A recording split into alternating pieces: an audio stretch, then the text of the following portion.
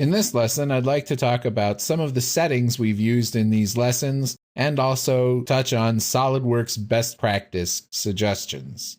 All of the settings are available through the Tools Options dialog, which you can access easily from the toolbar drop-down for Options. There are a few settings in here that I'd like to go through. This looks like a daunting amount of information, but I'll just try to hit the highlights. The input dimension value is an important setting to use, so that every time you create a smart dimension, SOLIDWORKS will ask you to input the dimension value.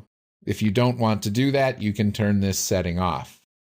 Show thumbnail graphics in Windows Explorer should actually be turned off.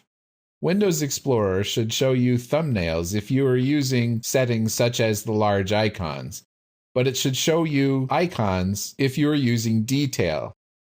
And you'll see that because I had this option turned on originally, mine is trying to show me little thumbnails where the icons should be.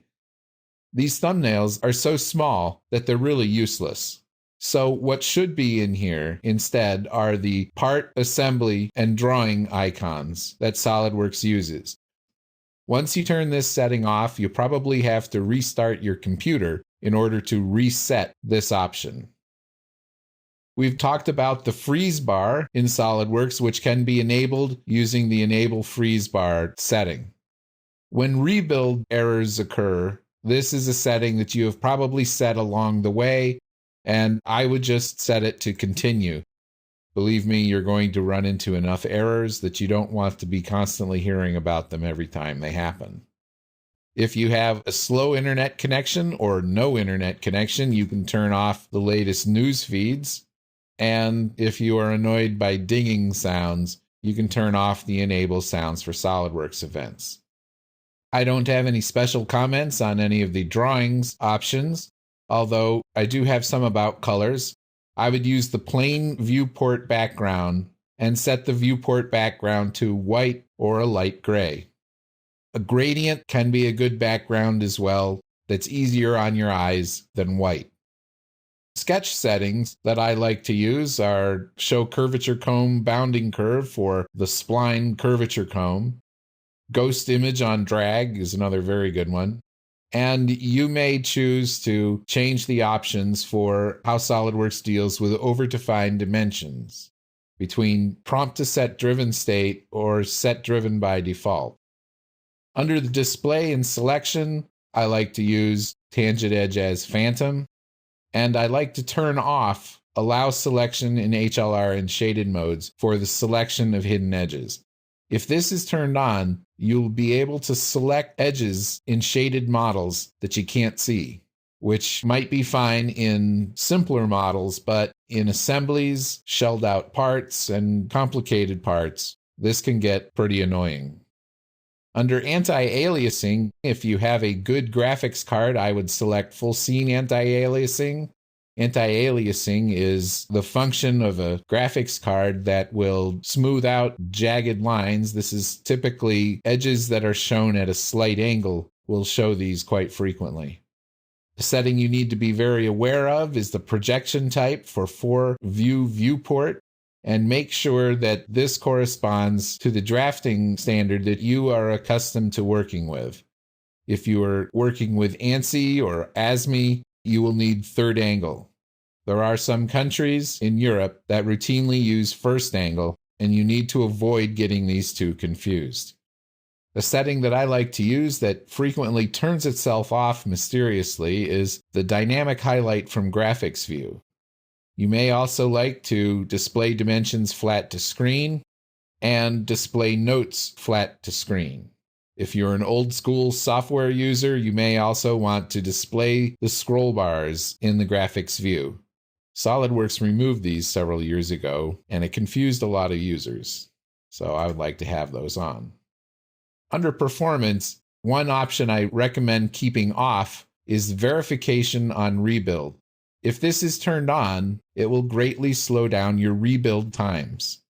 I recommend turning it back on temporarily if you have parts that are exhibiting strange geometrical behavior or if you're having crashes with certain models, or drawing views are showing up strange, or a number of other types of errors that you might run into.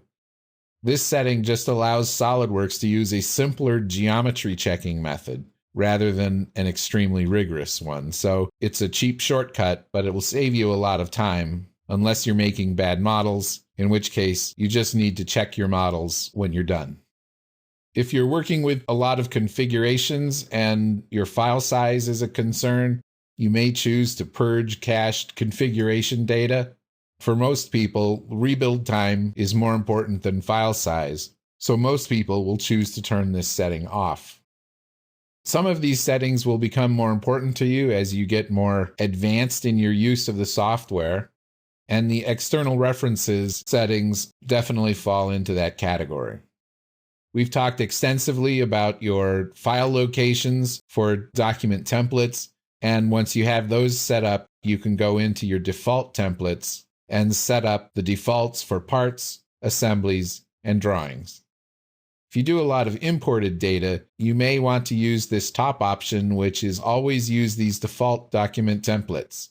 Otherwise, if you prompt the user to select a document template, an imported assembly with 100 parts will prompt you to select 101 document templates. Feature manager settings we've talked about showing the particular folders that you need to use, such as solid bodies, surface bodies, and any equations, favorites, blocks, or annotations you want to add to that. The spin box increments allow you to set how much SOLIDWORKS will increment dimension values by clicking an arrow. Backup and recover forces SOLIDWORKS to save auto recover info every so often, and to put that auto recover in a particular location. Separate from auto recover is the backup process. So every time you save, SOLIDWORKS will save a backup. Auto recover is not auto save, and saving auto recover information is not the same as saving your SOLIDWORKS documents. You should get in the habit, after every important change or every couple of minutes, press Ctrl+S on the keyboard, which is the Windows shortcut for save.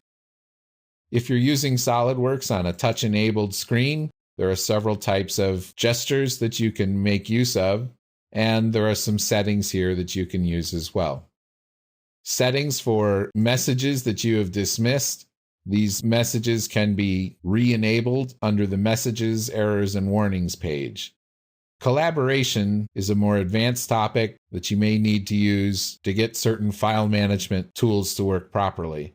This is something that you should probably only set up on the advice of your CAD administrator. SOLIDWORKS search box will allow different types of searching, and there are settings for the search. Dissection is a topic we did not cover, since it's functionality that I don't believe I've ever seen anyone use.